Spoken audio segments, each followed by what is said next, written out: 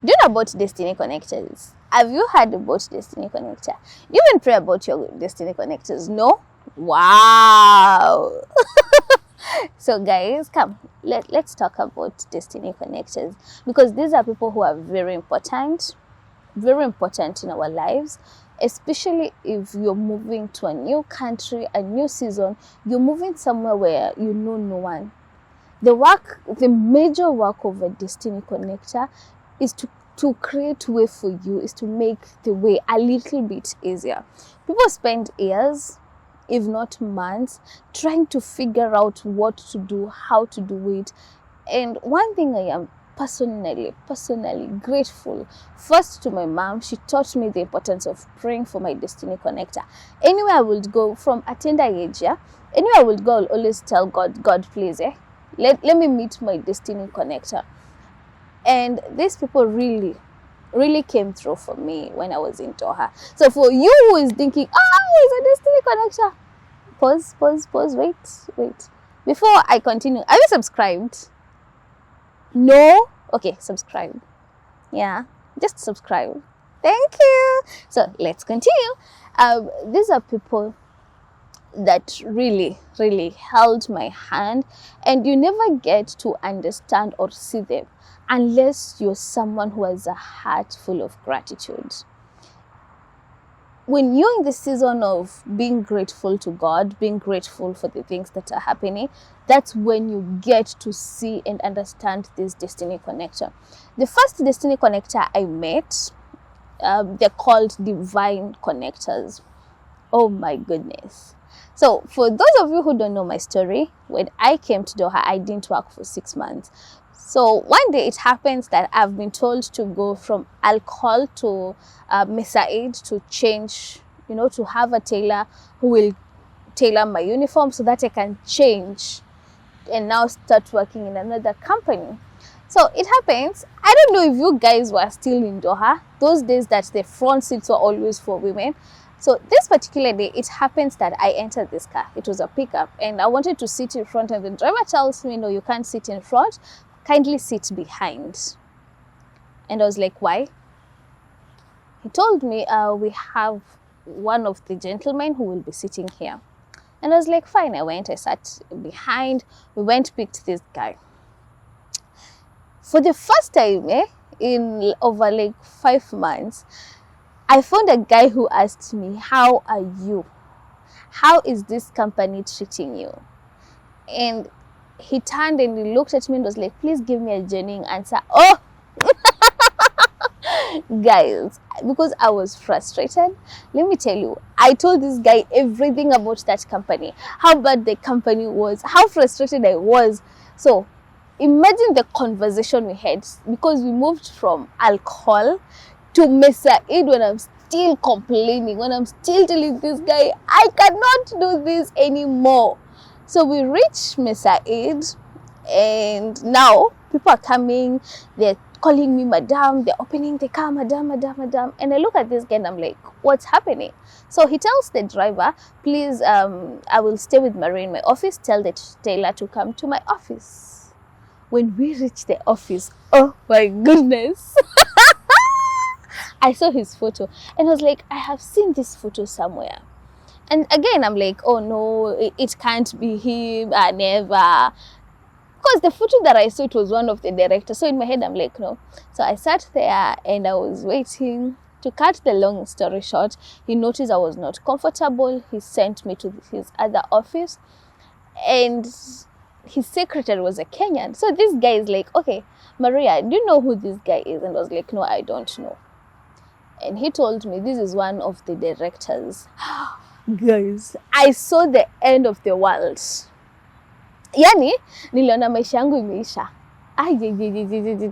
So imagine you are with the director and you're telling the director about how bad the company was. So for me, I knew the next day, early in the morning, I'll be back in my country.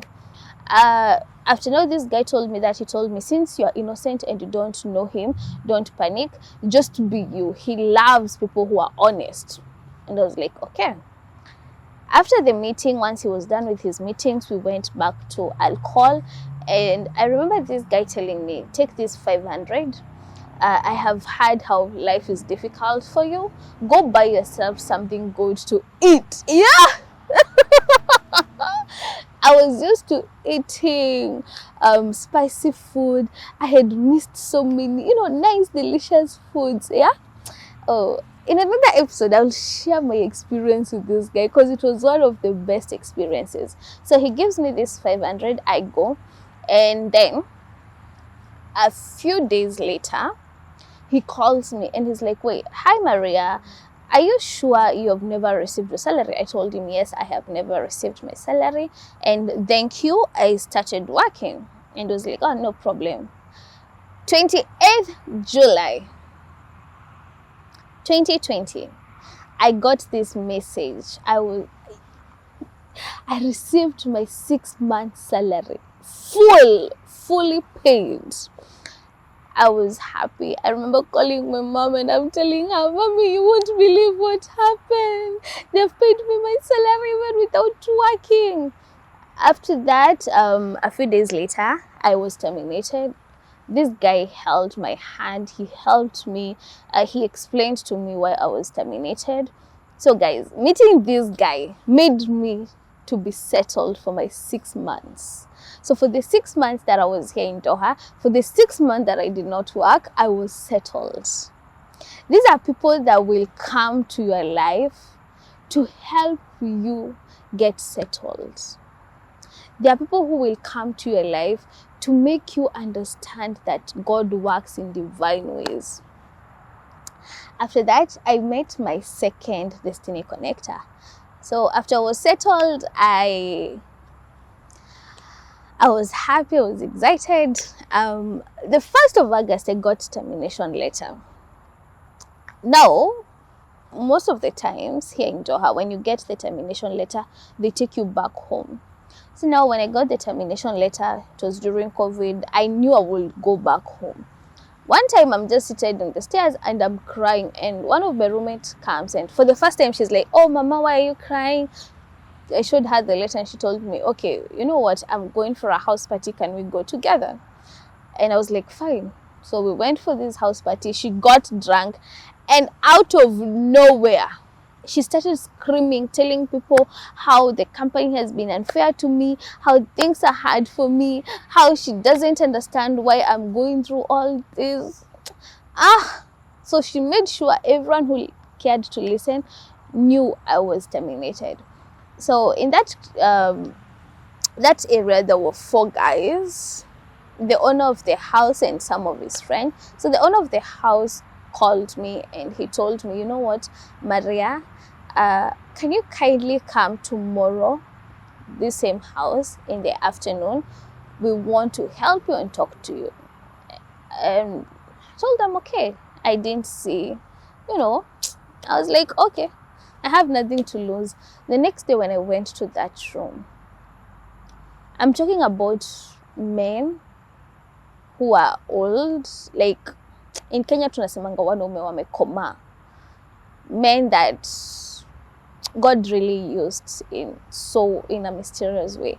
So I entered this room and there are 4 guys with laptops, and one of the guys welcomes me and he tells me, sit there. I sit, and then he asked me, do you have recharge card? I was like, no. He tells me, send us your CV, and I send the CV to them. They go through the CV, and these guys, they sat down, planned among themselves. They were from West Africa. I did not understand their language. And by the end of that evening, I had 15 offer letters. They made sure they tried to call as many people as possible, tried to see if they could get vacancy, applied to so many companies. And guys, after that, they held my hand. They told me that now the same reason you need to go home is the same reason we will keep you here. They took me through the process. They made sure that I went through all the processes. I like to call them my walking path. Those people that God bring to make sure that nothing bad happens along your way. I don't know how to call them. So for me, these people during the first years that I was here, they made sure that I stayed in Doha. They took me through the laws, the everything. They made sure I stayed in Doha. After that, when I got the accident, I really started hating myself. And one thing I'm grateful for, God sent me one guy. His purpose in my life that time was to just remind me of who I was. He showed me so much love, so much care. This guy, we were just knowing each other. I had never walked. He had never seen me walking. So the urge of I want to walk so that this guy can see me walking, made me strong. It made me, anytime I would go for therapy and I feel like giving up, I would tell myself, no, I want this guy to see me walking. So he was like my strength. Something funny about destiny connectors, most of the time when they fulfill their purpose in your life, they disappear. I don't know where they go to, but most of the time God will place them at that particular time, that particular season. Once their season in your life is done, they disappear. Where they go to, I don't know, but they disappear.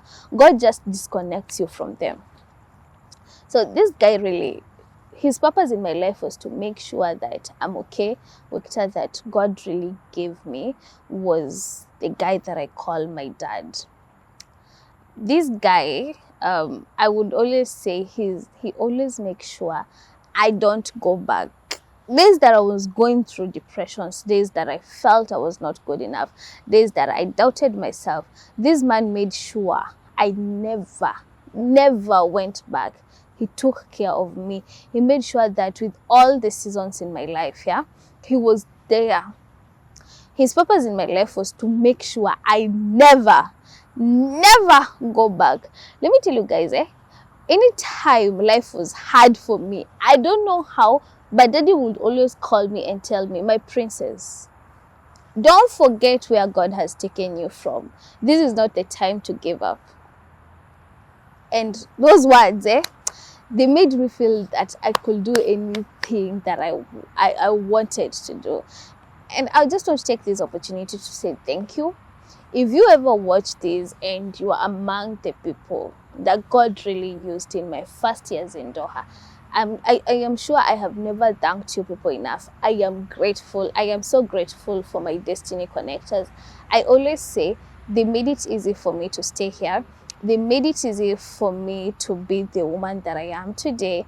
And I am here and the person that I am because of them. So if you know my daddy, if you know these people that I've mentioned that were there for me, please comment down below and just tell them thank you. Just look at how they've made my life easy. Just look at how they made my life easy. And finally, the other amazing destiny connector I have right now is my amazing team. Because they're making this journey, these episodes, very interesting. Every time I feel like I don't want to do these episodes, they remind me that I have to do it. So guys, take a moment and comment down below. Tell my director and director of photography that we love them and we are grateful for what they're doing. Because as always, there is no me without them, right? And wait, honestly, you guys are watching without subscribing. Like, really? Just subscribe. It's free. Just subscribe. That's the only way you can support your girl. And I love you so much. It's bye for now. See you in my next episode. Bye.